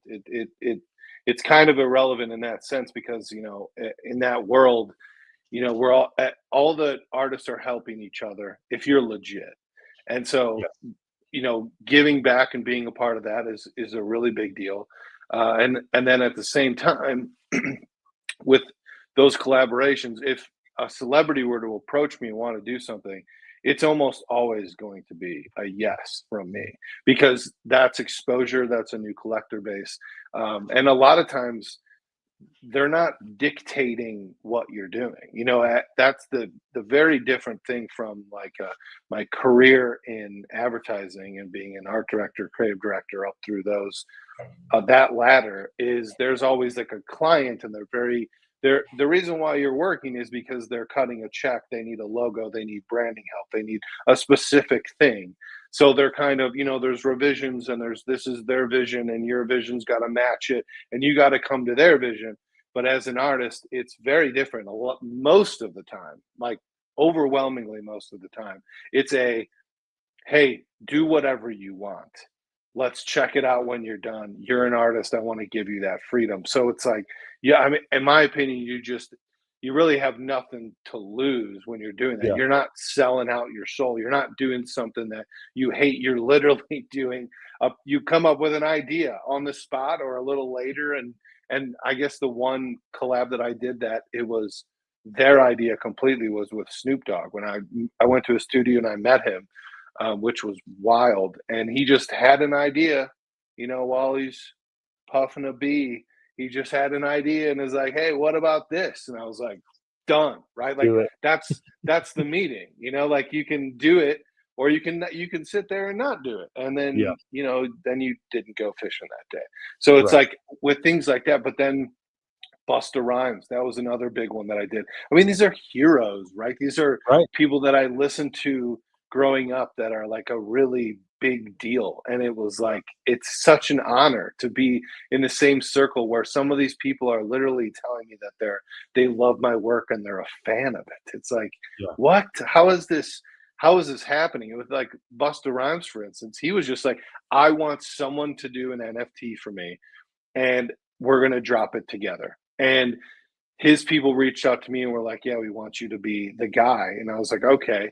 And then I like waited a couple days and he tweeted it out to the world. Someone make me an NFT and we're going to drop it together. So I was like, okay, I need to act now. And that's the whole thing, right? Is like with the whole same with the fishing concept is you need to like all those things that happened to me weren't just out of the blue. It was like I was building up pieces of art. I was building my collector base and my exposure so that, luck is where proper preparation meets opportunity. And that is 100% the case. All the successful people that I know, they grind, they get it out there. They're not just sitting there waiting for a knock on the door. You approach other doors and you get out there. And if you hit 100 doors, you're going to get 10, 5, whatever it is. And then those are going to open other doors. So you have to be vigilant in that sense.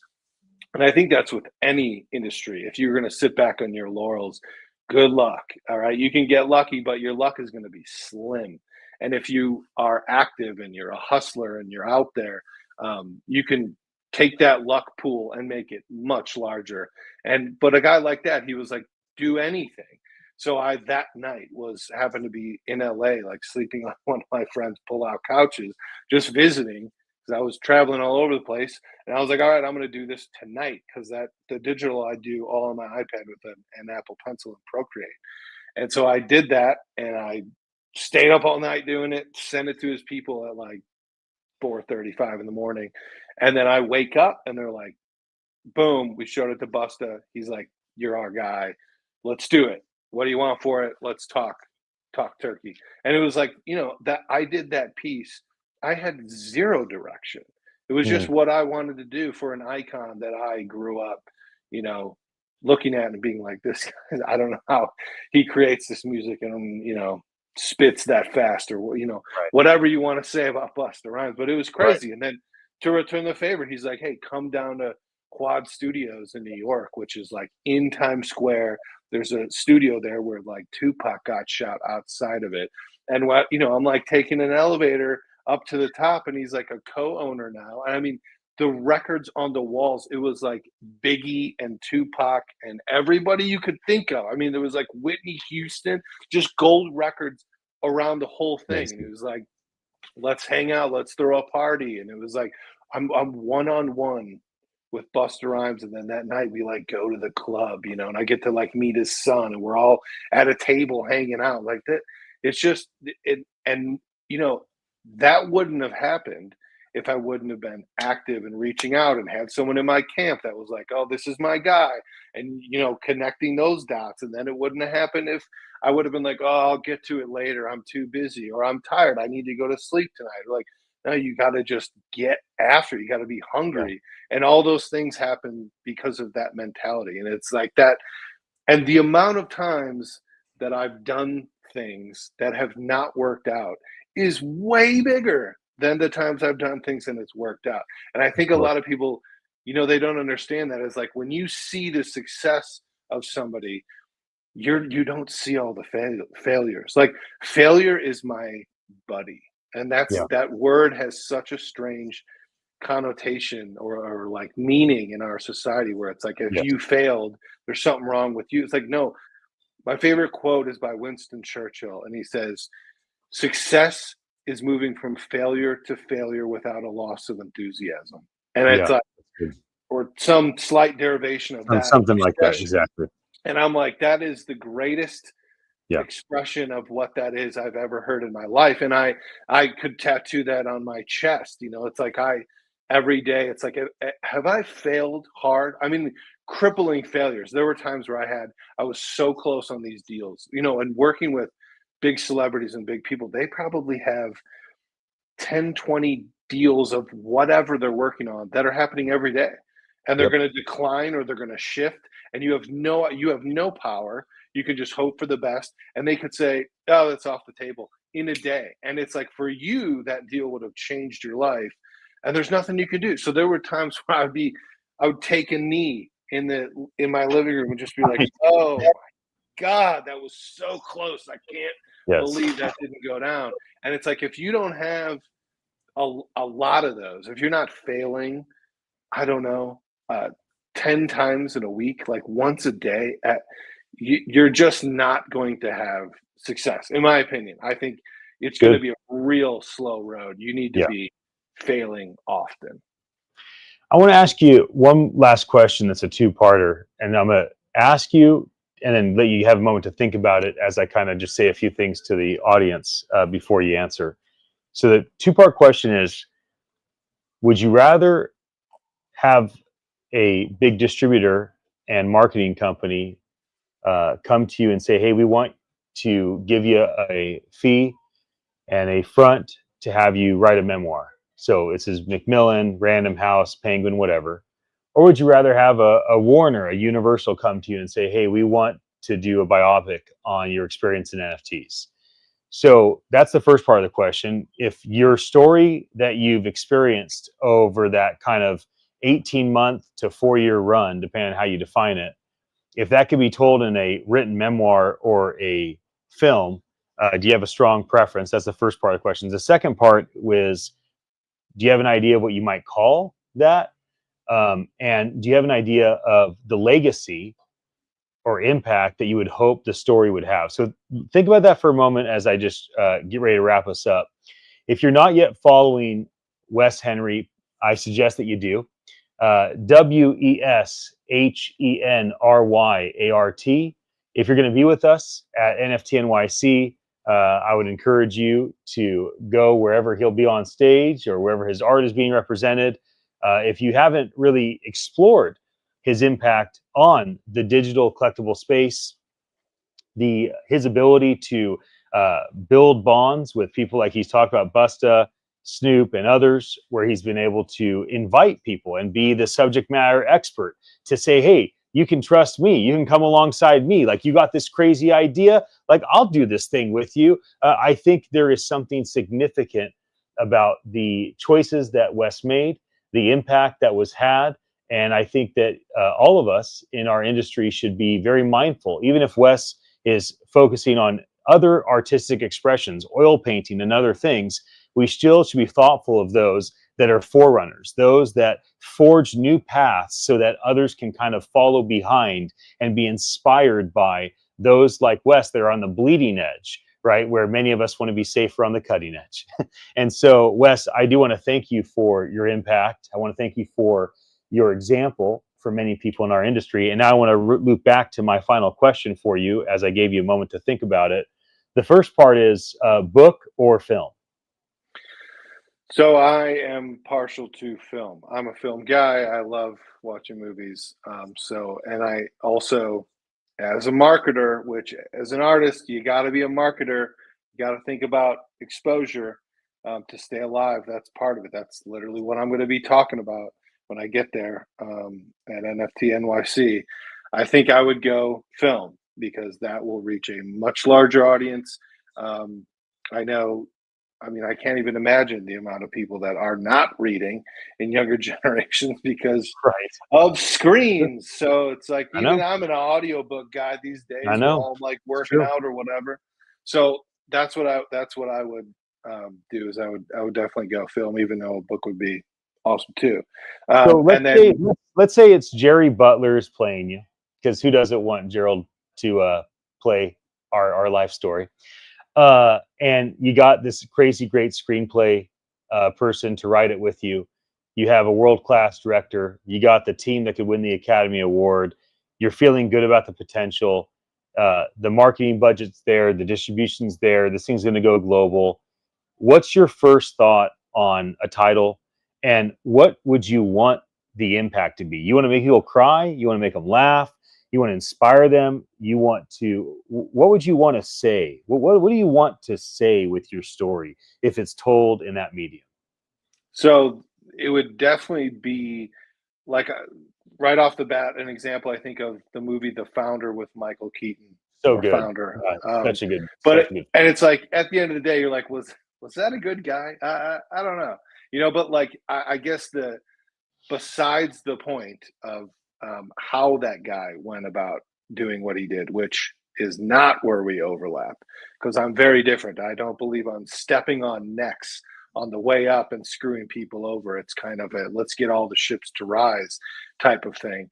But I think that's where I would go. Is like, I want the film to be inspiring for sure. Yeah. That's the number one message, and the inspiration that I would want someone to get from that is really what he called out in the movie was like good old fashioned persistence. I believe that was the word. It was either perseverance or persistence that he said. Like, how did an over the hill milkshake salesman in his 60s become like this global leader in this fast food chain and become a billionaire? And he was like, good old fashioned persistence. And it's like, I think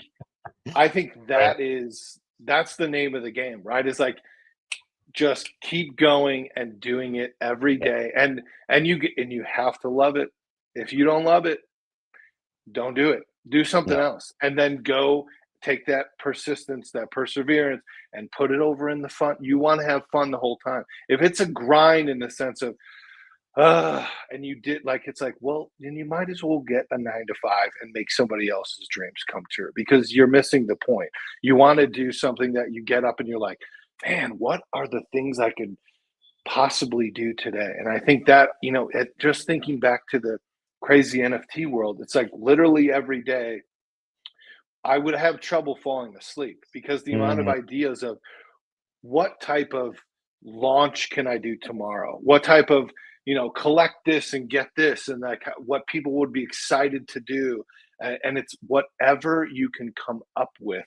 You can try it, and it has the potential to explode and change everything in a day. And it's whatever you're thinking right then.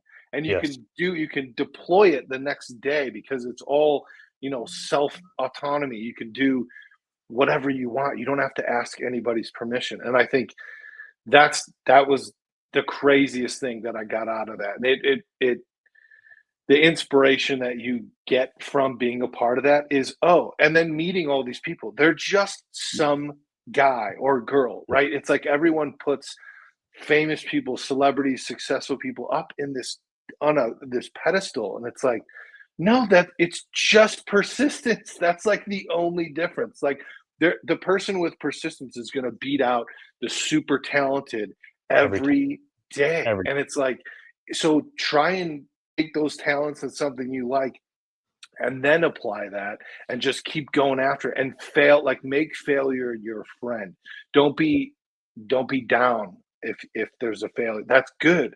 That means you tried something, and you have to keep doing that, because most people in their heads, whatever their dream is that they want to do, they want to keep that dream up here in this lofty little cloud.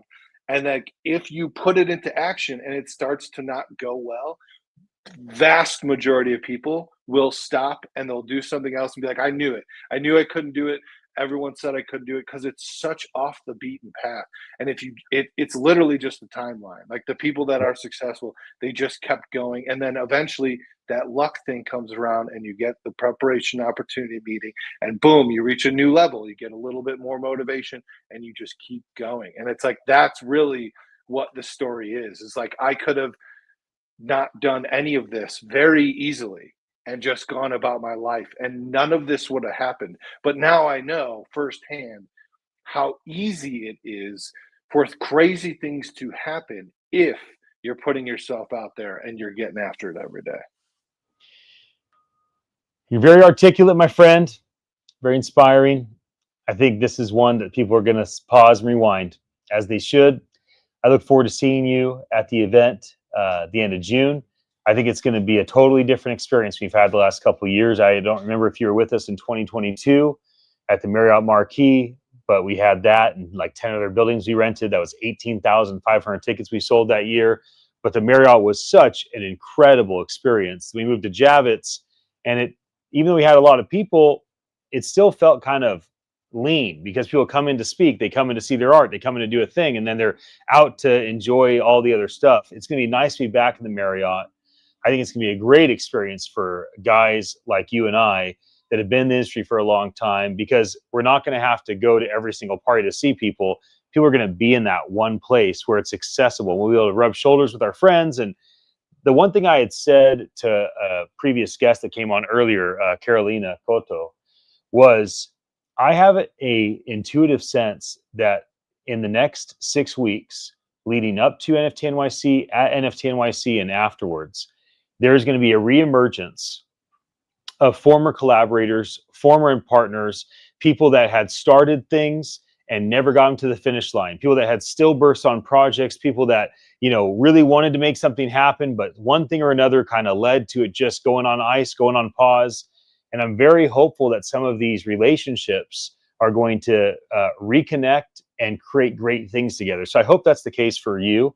I hope that's the case for people that know you. I think that you've had a lot of experience and bring a lot to the table. So may this be a really wonderful season for you and your network. And I look forward to seeing you very, very soon. Thanks, Ian. You too. Thanks for having me. Thanks, everybody. All right, my friend. Peace. See ya. Bye.